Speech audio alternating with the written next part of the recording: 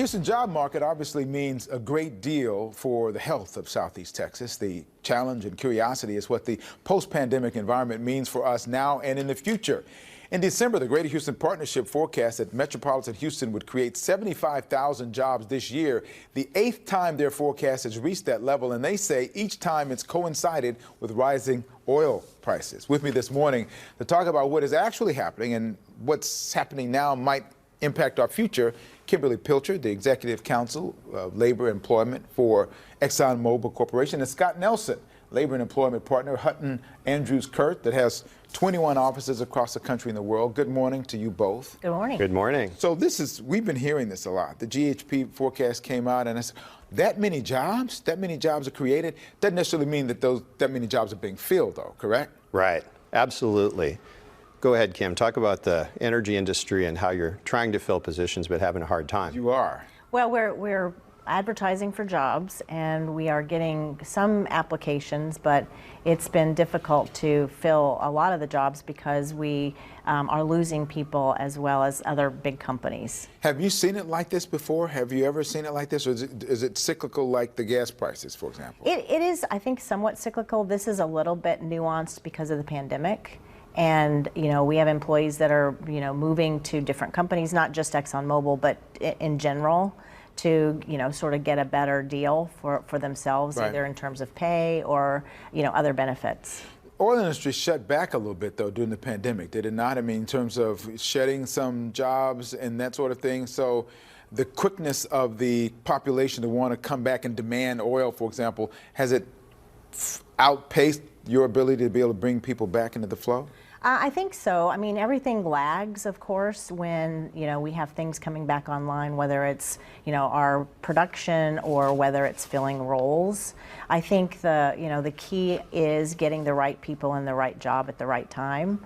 And so it takes a while to get that, up and running, not only for Exxon Mobil, but other companies as well. Scott, you were telling me earlier that there is a real challenge right now with the number of jobs that are available compared to the number of people who are available to work. That's absolutely right. There's a labor shortage right now.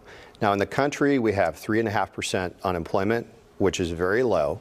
In Houston, it's 4.7%, a little bit higher, but that's still really good by historical standards.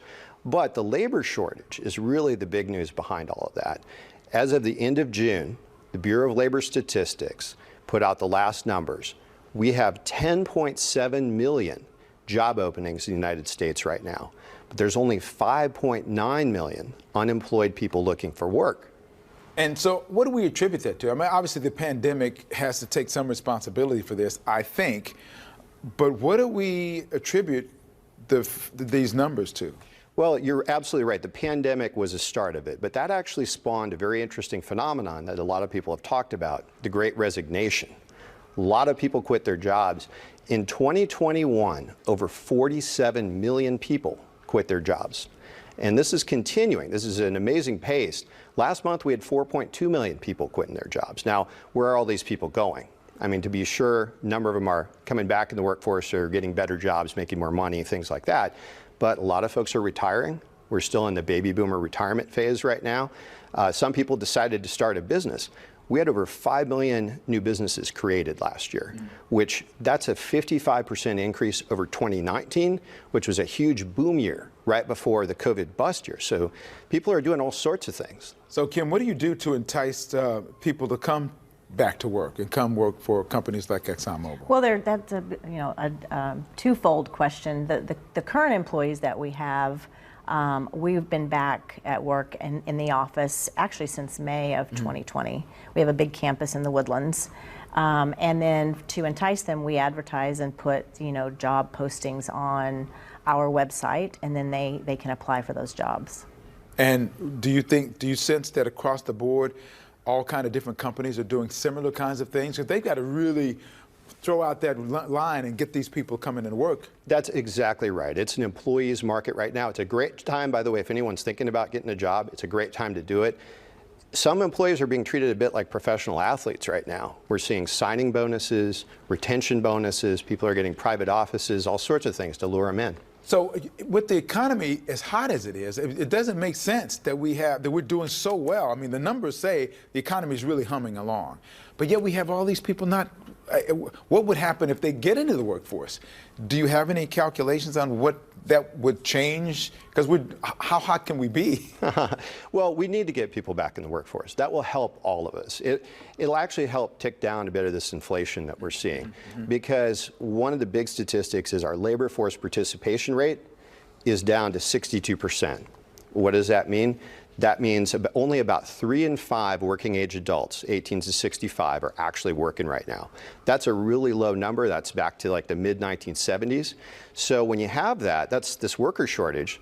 There are not enough people to produce the goods and services we need, and that creates shortages, which is one of the drivers of inflation. Is there a trend now that you see in terms of in your industry and generally, if we both had answered that question, and that going forward, what are the trends going forward that will entice people to get back into work?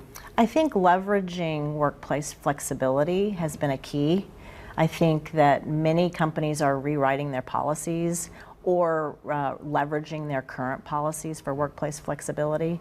I think many companies offered that in the base case before the pandemic, but now it's become a big issue for employees. And I think to your earlier question about why we have such a shortage, part of it is when people were working from home, the expenses that they had to get to work were greatly reduced, and so they're out of the workforce because they didn't have those expenses before. Trend for you? 20 seconds. Absolutely, flexibility is the #1 thing employees want. Employers are definitely paying more money, but it isn't all about the money. After the pandemic, people got introspective, thought about what they wanted to do. Their work life was disrupted a bit, so people are making different choices these days. Good advice, good information. Hope everybody is taking notes on this, because they're not going to come back for you. Just kidding. Kimberly Pilcher, Scott Nelson, thank you so much. We appreciate it. Good advice. I hope everybody gets something out of it. Thank you for coming in. Thank you, Kimberly. Thank you.